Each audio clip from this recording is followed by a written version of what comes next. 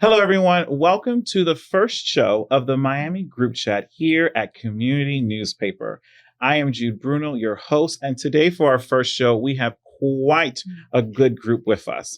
Miami Group Chat, we're here to talk about the conversations we're having offline here at the table because we know they matter to you.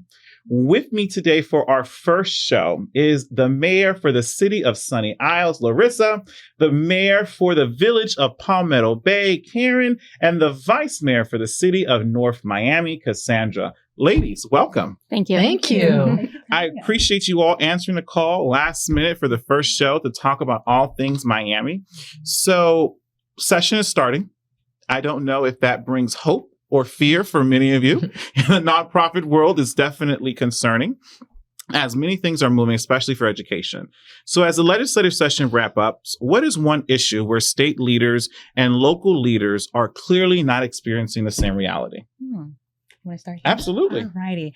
I think the big one that everyone is talking about is property taxes, right? Mm-hmm. Everyone wants to cut them, but we don't know what's going to be affected, right? We want to say, yes, let's, I have a $7,000 property tax. I would love to have my property tax bill go down, but that means that, hey, police now won't answer in 5 minutes. They may answer in an hour because maybe our police department will have to close because that's one of our largest, departments that will probably be affected if property taxes were to be affected. So anything from public works, your parks, any city services will be, reduced. And it's already, our residents are already complaining that it's not enough. And I think another big one that I talked to UTD about was co-location and what's happening with the schools and the voucher systems, right? You're seeing a lot of schools being under-enrolled, but to allow a voucher school or charter school to come in to North Miami, for instance, and say, hey, we're going to take up your seats. We're going to operate a charter school inside of a public school, but not have the same accountability sounds like complete chaos. So if you're not following the legislative session, I hope you guys are, because there's a lot of craziness going on in Tallahassee. Absolutely. How about for Palmetto Bay? Well, actually, I'm going to run with this young lady right here because really we're experiencing the same fears, if you will. The property tax issue, we're providing great services. I've spoken with many residents. They're happy to continue to pay the taxes that they're currently paying because they don't want to see a reduction in services. I think there's a little bit of confusion in my mind, and I've talked about it in the past. It's almost, I don't want to call it a bait and switch, but people are worried about insurance. I'm worried about insurance. I just paid those insurance bills, and they're hefty. Right? Even with all the work we've done in the city as it relates to mitigation of flood risk, et cetera. So I would hope that some of the focus could be on the insurance rates rather than property taxes.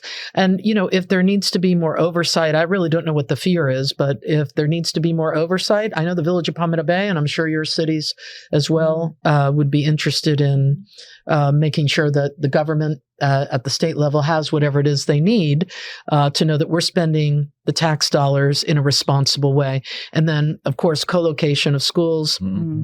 Big deal in Palmetto Bay because we've got 2 schools that are impacted. Howard Drive Elementary. I was just at a PTA meeting last week for that particular school.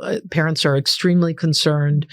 Palmetto Middle School, which is not in Palmetto Bay per se in the boundaries, but my district, the area that I live in, the students, skip across that line to Pinecrest. We're so concerned about that we're actually having a meeting of both education advisory boards coming up on Monday, the 26th at 6:30 p.m. We'll be at Evelyn Greer Park in Pinecrest, so we can have some conversation and get some feedback from parents. And I think the same would be for Sunny Isles because you guys have one K-8 center, may not be experiencing the sense of co-location, but how is the concern that session coming up may impact the residents in Sunny Isles? We have a different situation. While I can appreciate what's happening around us, as far as the school is concerned, as you know, we have one. We are currently under-enrolled. However, that has been now a positive for us. Okay. Because it's created an opportunity for a VPK program, which we've never, ever been able to do.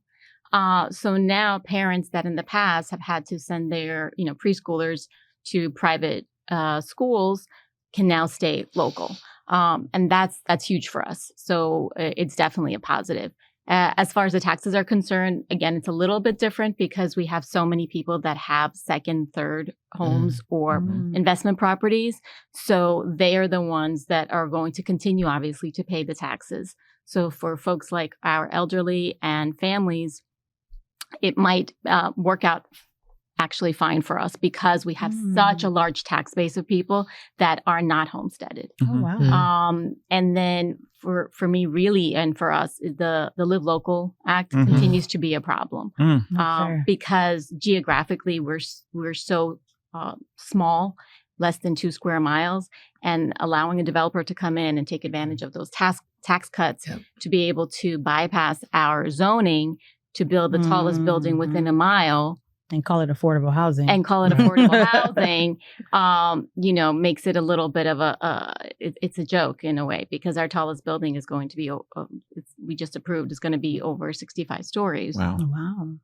And these are not affordable in the sense of the traditional sense of the word. Yeah. And there's so many nuances to that bill. It's not by square footage, it's by units. So you can create 40% of the units as affordable, but affordable in the sense of to whom. And then in a few years, you could turn it into a hotel. So, you bringing that up, it brings me back, unfortunately, to the incident that happened in Surfside, being with Sunny Isles on that coast. And with that reality still exists and some legislation wanting to change the reform that happens with that. How does that impact that particular development?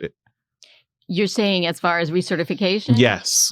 Right. So now it's, I believe, 25-year recertification if you're on the coast. So it's a financial impact to those buildings, but one that we welcome, unfortunately, because if it means making a safer building, then that's what it is. Absolutely. We've had a lot of conversations with the fact that we do have such tall buildings on the beach. And what does that mean as far as erosion? I'm not going to try to pretend that I'm a geologist or a scientist or any of those things. But I will say that if you've got the developers that are billionaires actually living in these buildings and they trust these buildings and the amount of money that's been invested, I have to believe that the state-of-the-art engineering that has been invested works. It's much different than even when our city just started building those buildings, 29 years ago. So there's a lot of moving parts, but I'm very confident that it's going in a good direction. I'm optimistic. Well, we have to be optimistic because it allows us to at least have some solution conversations and to at least open the door. So you all lead very diverse communities with many different needs. Some may be similar, some may be different. How do you balance working a collaborative relationship with the state while still advocating for the hard needs for the cities you represent? I think for me, especially because I used to work in Tallahassee many moons ago. Bless your heart. I know, right? And understanding the legislative session, it's really about relationship building, right? You have to know your state senator. You have to know your state representatives. You have to be able to read the bill analysis, right? You have to understand that, hey, we're following what's happening with CRAs because North Miami has a CRA, and we want to make sure that our CRA is not affected or sunset because we have many development deals with affordable housing tied into it that may sunset before 2044. So we're making sure that we can continue our relationship, work with our different lobbyists to ensure that the needs of our constituency is heard. And of course, we work around them. One of them that we didn't get to work with was the Live Local bill. I remember when we were getting ready to, when the first Live Local passed, I was actually getting ready to approve a housing study to start rent control. And in Live Local, it allowed you to do a study to say that, hey, if your rents are raising too high, you can, create some type of rent control in your city. And so unfortunately, I didn't get to my state senator on time, and they were like, hey, we thought the bill was great, but they didn't get our notes in time, and they, it passed unanimously. But just talking and ensuring that they know that how these bills affect us back home and how they vote really does matter. And they really do want to hear from us, right? So we go up for days, we go up for constituent days, and we make sure that we're keeping that open door policy and we're having those hard conversations. Absolutely. What about the Palmetto Bay? How do you balance that? Yeah. And it's funny, while we were sitting here talking, I was thinking to myself, wow, it's so incredible that we've got 3 cities probably going through some of the same things, but you and I have never had a conversation about Live Local or property taxes. I just assumed that everyone felt the same way that we as did, the right? Village of Palmetto Bay, right? I mean, well, we're 92% homesteaded homes. I mean, these are Homeowners. people's biggest investment. Yes. This isn't a vacation rental for them in Palmetto Bay. You know, if you're there, it's likely you You're own that living home there. or you're living there paying a Same here, mortgage. But for me, it's really been about collaboration, super important. I've been very active, as I know both of you have as well, with Florida League of Cities. And I think sometimes you're just going to have to find Florida League has committees you can serve on. I serve on transportation. You know, you have to kind of navigate because it's all of the state of Florida, right? And so if this is this different here in Miami-Dade County, imagine as you start to make your way up through the state. So finding the common threads, the things that you can connect with other cities and being able to present those, staying in touch with your state rep. We have an awesome state rep and an awesome senator. And, you know, we try and collaborate with them as much as we can and keep dialogue. And it never hurts to have a lobbyist representing your city because you can't be there 24/7. No. So having somebody that's there advocating, just like United Teachers of Dade does for the teachers. Our lobbyist navigates Tallahassee. We called yesterday on a new bill. I don't want to say the number because I might get it wrong, but that's been put forth by our state senator. And we have some concerns because we've got a piece of property in the village of Palmetto Bay that possibly could be impacted. So as soon as we saw that, getting with the lobbyist, have him meet with her, and then I'll do some follow-up next week. So it just came to mind talking about the League of Cities. You recently served as their president. I did. How was that experience? It was great. I mean, look at this. I know, folks, right? No, it's all good stuff. Yeah. Frankly, to be honest with you, when I think about it, I wonder how did my journey take me there, right? Because you know probably more about my journey than most people because we worked together for a while at UTD until I retired again. Third time last year. But how does a first grade teacher become president of the League of Cities? I don't know. I want to say it was hard work, but it's also just about building relationships and just, you know, getting people to gather around. These ladies have been super supportive. And we got to, as women too, I mean, it doesn't go unnoticed. This would have been good for the March. When I'm just saying. But he kicked it off you with get 3 guys for March. We'll let you off the hook That there. will go very well. No, but I think it's so important. I mean, just kind of throwing this in, but is, you know, not only geographically connecting, which is hard. I mean, you know, thank you guys for coming so far south. The ladies were just saying they're headed over to Doral, and I'm like, oh no, it's way too far. I gotta go right back here. No, but you know, as women, right? Just kind of supporting, lifting each other. You don't have to be in agreement on policy to do that. We want to see good women. And that's actually a good segue leadership. to my next question. Miami just elected their first female mayor, right after electing their first county mayor recently, you know, several elections ago. Larissa, you were the first female mayor for the city of Sunny Isles Beach. Yes. So does all of that dynamic indicates a shift in Miami politics for women, or is there still some work that needs to be done? I would love to say yes, but I actually just got this question asked by some teens that I was presenting to at the School for Advanced Studies, and they were very excited to get a positive answer. And I said, look, the reality is that women have to work twice as hard, 3 times as hard, and there continues to be barriers.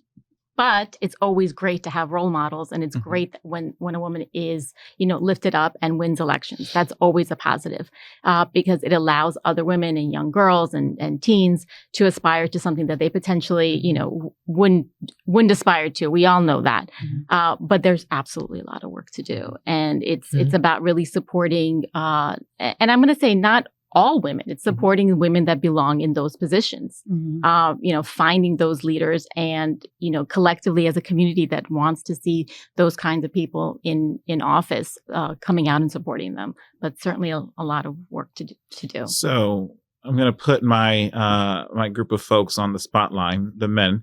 How can we do a better job to uplift women in politics? Like it is a field that is predominated by men, but how can we do a better job to communicate and to make sure that it's not a boys' club? I think that it's a very hard question to answer. If I go someplace to an event where someone doesn't know who I am, meaning that they expect me, the mayor, to be there, but they don't know what I look like. If I'm standing next to a man, they assume he's the mayor. And if I show up by myself, they assume that I'm my assistant. So, and I think that men take that for granted. So I think being more deliberate, men really have to think about the fact that they can do a lot if they just don't make assumptions. And don't take things for granted. But, ironically, it's actually usually the women that make that mistake, not so often the men. Well, let's segue back to some policy because it interlaps. We just had that conversation. Miami have a host of issues, but the state also have a host of issues. All of our cities have a host of issues, but some of it, again, stems from Tallahassee. Do you feel your cities are being asked to absorb more responsibility without the resources? Oh, absolutely. Yeah. We saw recently, well, maybe within the past 2 years, schools were not able to send resource officers to all of the schools, and cities were asked, can we, invite some of our officers? So North Miami Police, our chief at the time said, hey, we're going to send an officer at every school for, during the morning and the afternoon, just to provide that additional security. So you're oftentimes seeing, the city being that, that bridge for the community. Ben Franklin recently closed their library. North Miami answered the call and recreated a 24-hour library, a couple of blocks away. So kids in that area would have access to books 24/7. So you're seeing, resources taken away. You're seeing extracurricular activities and, electives taken away. And, the cities are the ones at the forefront answering to, to those needs for our community members. You think that's the same for Village of Palmetto Bay? Yeah, to some degree. I mean, I also see we've got a lot of projects going on in the village, right? And we're all competing for the same from the same bucket, right? We can be friends. We can all, want the best for our cities, but we are competing, right? Correct. For the money in Tallahassee. Right. Our projects largely that we've asked for state money for are connected with flooding. So we've got a lot of sub-basin projects. We can't afford to do those on our own. Then, the next connect is we've got many homes still on septic. How do we get our homes? We can't afford to spend the billions of dollars to bring in sewer. We have city water, obviously county water, but to bring in sewer to every home, we can't afford to do that. So are we doing more with less? Yes. And maybe we've just become too efficient, right, in doing more with less. Some of the things that we're looking at right now, and I'm going to go back to the co-location of schools only because, I'm going to every one of those meetings that parents, but I don't have the power. I'm not village is not the entity, right? Same thing, with some of our street projects, these are county roads, but residents, because we're the closest, right, to the people, right? They got your cell phone number, right? They got, they've got your email address, right? So your they're home asking. Is right next door to go knock. I'll give you a really silly, I don't know if it's a silly example, but I have a disabled nephew. My sister lives in the village of Palmetto Bay. And if you're listening, sister, stop calling me in the morning with all the problems. No, I'm kidding. But she'll text me or call me and just say can you check with the mayor? She's talking to me. So this morning she said it took her son 3 hours to get to school. He goes to school in Miami Gardens. He's disabled. I mentioned that. He goes to the Marion Center. 3 hours to navigate 30 minutes on her own street to get out onto Old Cutler Road because the county put in no turn signs to stop cut through traffic for some of the residents. I understand it. I don't want cut through traffic on my street, but I'm using my sister as an example, but as a funny example, but she's saying let's just be for carpool, at least carpool or STS can go through these streets. We didn't put the signs in. We're not responsible yet. We're closest to the people and I'm very close to this people. So, but these folks are expecting answers and I want to be able to provide them those answers or get that work done. So a lot of times we do stuff quickly to get it done for a resident, but it wasn't specifically our job and it wasn't specifically in our budget. So as we come to a close, Larissa, what is next for you? You're up for election. I am. You're running to continue serving the good folks of the Sunny Isles. What are you hoping to accomplish should you have the opportunity to continue serving them in the capacity? Yeah, I continue to, I hope that. In the next cycle, yes. Right. We've been doing great work. Safety has become not just something that we talk about as paramount. We've invested a significant amount of money into that. We have the first autonomous drones in the state of Florida, which are very cool, sometimes a little bit scary. If you go to our beach when it's closed, meaning our beach, because it's the state of Florida, the beach is closed. If you're there and you're not supposed to be, our drone will find you and it will flash a light on you. And our police officer will say, you need to leave the beach. And I bring that as an example because, innovation is key for me. Absolutely. Like you said, trying to do more with less and not putting police officers in a situation where they're in the dark on the beach patrolling, but you have something like a drone. So more of those initiatives for our residents that have an expectation of safety, but also don't want to have to invest into something that could potentially be a problem, like having more officers running around on the beach, which could be a danger. Helping our school get to be the best that it can possibly be. We have an A school. I'm lucky that we only have one, but we are small. We partner very close with the school. I'm very involved. Yes. I want to continue to be involved, even though my son is in 8th grade. So, technically I don't ever need to go there again, but education is very important to me. But also, maintaining the standard of living. Our city, although we do have a lot of properties that are investment properties or vacation homes, we do have a lot more families living there. Before we used to see a lot of sort of like pregnant moms with strollers. Now we kind of see the moms with the first graders and second graders, and they're choosing to stay. And creating an environment that families want to stay and not have to move out to, Cooper City or Weston or wherever it is that families go to when they run away from the coast.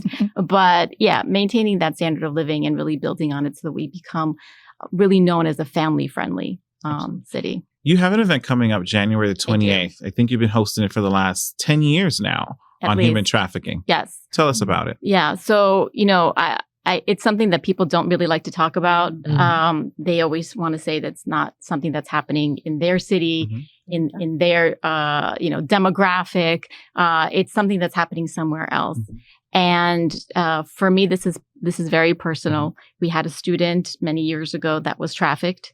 So that event is going to be happening in Sunny Isles Beach. It's with a few organizations. We're very lucky that we have so many partners. It's open to everybody. We're going to be looking at a movie that was currently screened about human trafficking. It's an event for adults. So we're going to have a survivor there speak very frankly about her experience, and then for the teens as well. Well, I appreciate that. And hopefully, folks, so that's going to be January the 28th. Where again? At 6 p.m.? It's at the Spot in Sunny Isles Beach. It's our teen center. Okay. It's on Collins and 185th Street. And we're going to have pizza. They're going to have pizza. If you needed another reason to go. Mayor Cunningham, so you are about entering your final months as the mayor for the city, for the village of Palmetto Bay. What's next for you? What's on the horizon? Well, first, I've got 10 more months and more work to get done. So I don't slow down, which you personally know. At some point, I think when you're ending a term, people think, oh, well, I can start to step back. But the promise I made to the community when I got elected was I was going to protect their investment in the community. And for us, that's people's homes. I know when I moved into our community 30 years ago, my husband and I thought, wow, we made it. Look at us. Look at us. We're big time people now living in, it was unincorporated Dade at the time. As the months, I guess, have kind of ticked by, I've really given a lot of thought about legacy. And what will Karyn Cunningham's legacy be to the community? And, you think about things. Initially, at least I did. I was like, we have a new rec room we're going to have a grand opening for in late February. We've just acquired a new park space. We've got a indoor pickleball facility that's going to be really one, maybe two of a kind, because the Salvation Army also has that. And I know people are gaga for pickleball. But, as more time has gone by, I was thinking about the importance, really the legacy is in the people, right? Because that's what carries your legacy forward, right? It's not a name on a building. No. Said no immediately. No. Yes, you Voted did. No. Okay. Let the record reflect. That's correct. That's correct. But it's really about the people in the community. So I will have an announcement to make at some point. Maybe I'll come back to the Miami group chat. There you go. Oh, you heard it here first. You heard it here. Later. But it's going to be focused on, if you go to my website, my webpage with the Village of Palmetto Bay, it talks about, one of the things I say is that, the best way you can serve a community is to serve humanity. Yeah. And so that will be a part of my focus, and more soon. How's that? Well, you heard it here first here. All right. Palmetto Bay's got talent right here. They're going to announce it. Jude, so impressed. Thank you. So the city of North Miami is celebrating its centennial 100 years. Wow. What does that mean? What does it say? It says that North Miami, we had our mayor who used to say the city's on the move. And we are celebrating 100 years on February 5th. It's a Thursday. We'll be kicking off a centennial, celebration of year long, really. We're going to have a drone show. They're going to have festivities. And, of course, we're going to have cake, right? We're turning 100. How big is that cake? Right? Maybe it's cupcakes. But what it means for the city is that we're really transforming our city one block at a time. We have our downtown initiative that we've been, trying to kickstart and, revitalize our downtown. But when you look back at the different community improvements that we've done over the years, for about 50 years, North Miami has kind of remained flat. Mm-hmm. We just now seen like this robust, group of development happening in our city. It almost feels like overdevelopment, but we're seeing North Miami grow. We're seeing more families. So we're doing things like creating more playgrounds. I created a tot lot at the library. We're doing more initiatives that are impactful, which you talked about, legacy, something small like that I recently did was we partnered with Flow, and we're providing free sanitary and tampons at all of our public restrooms. Oh, and come to find out, we're the only city in Miami-Dade County to do so. So I'm like, I see two people taking notes. I know. But, you realize it was a need because the school actually reached out to us and saying the kids need sanitary pads. How can we help? And so just doing things like that to really answer the calls of our community and our members to see how can we partner. But for North Miami, we're growing, we're expanding, and we're constantly changing, right? You're seeing it along Biscayne Boulevard. We're a coastal city too, right? That's right. And so we're seeing, the different changes and more families moving in. And we're just really just doing what we need to do in North Miami to just improve overall. So if you said it's a little celebration, but I could have a huge celebration. There was a theme of a carnival. A carnival around the world. I did not choose that one as a committee chair. But yes, it's carnivals around the world. So we're showcasing all of that diversity, right? We're showcasing the Haitian diversity, the Hispanic diversity. We even have a growing Asian population. We designated a Chinatown because we have about 2 to 3% Asian community in our city. So we're really celebrating all of our diversity in North Miami, and all are invited. It's Thursday from 5 to 7. I did not choose the time either, but we will be closing 125th Street from 6 a.m. to like about 9 to 10 p.m. that day. Great. So we're going to celebrate downtown, and we're going to make it a big, celebration. And we're inviting the entire community to come celebrate 100 years with the city of North Miami. Well, thank you all so much for joining for the very first show of the Miami Group Chat. But just as we began, I always want to make sure we're here because we are in the backdrop of session where many decisions there are impacting us in Tallahassee, impacts us individually, and impacts how you all govern. What is one hope that you believe will come out of session that will define your cities positively? Me, I'm gonna go back to the co-location. I'm sorry. It's the educator. I mean, there's a great bill, Darrell Rowson. I don't know if it's got a companion bill in the Senate. It does. Ashley Gant, HB 6005. So yes, very good. I love that you're in the know. I think in having my conversations with parents, I think that would be helpful to my community. I don't know about other communities, but definitely Village of Palmetto Bay. You met Sunny Isles with you having an 8th grader who's going to be transitioning and having to realize that space that you just got for VPK could be taken away. Is that the same, or is another priority for Sunny Isles? For us, the priority, I think, is similar to many municipalities. We want to be left alone. We want to be able to manage our own budget. We want to be able to manage our people, to manage our roads, to not be preempted. That's probably the most important thing. That's been the theme as far as having to do more with less. I'm very confident that we're going to be great because we have a great relationship with our representatives and those that are in all of Miami-Dade County and really in Florida. We're, very blessed. And I thank God every day that I get to do what I do. So I'm just confident in general that we're going to be very good in Sunny Isles. How about for you? So in North Miami, we are crossing our fingers that all CRA bills die, right? Because they're always trying to kill off our CRAs, and we're hoping that we can survive another session. Of course, it's property taxes. Hopefully, we can find some type of consensus, right? Where they talked about putting funding away for the rural cities and so forth, or gradual a step, but maybe finding a way to meet in the middle as it relates to property taxes, right? Because you want to provide some type of relief for folks, that has that high property tax bill, but at the same time, like property insurance. And another one that I wanted to mention as well, in North Miami, we have a preserve that it's very, it's Arch Creek Preserve that we had to fight very hard with FIU to keep that preserve closed. And, they were able to pass a bill in the weed hour to say, hey, you can open up a road for emergency vehicles. And now that we have a hospital in that area, now they're probably going to make a need for it. So we're trying to, protect our natural habitat as well. So we'll be watching that bill as well. So if you're listening, watch out for us. I think we'll be watching out for a number of things this session, but thank you all for joining us, where we're bringing the conversations you're having offline to the table out in the open so that we can have the tough conversations. Thank you for joining us here at the Miami Group Chat.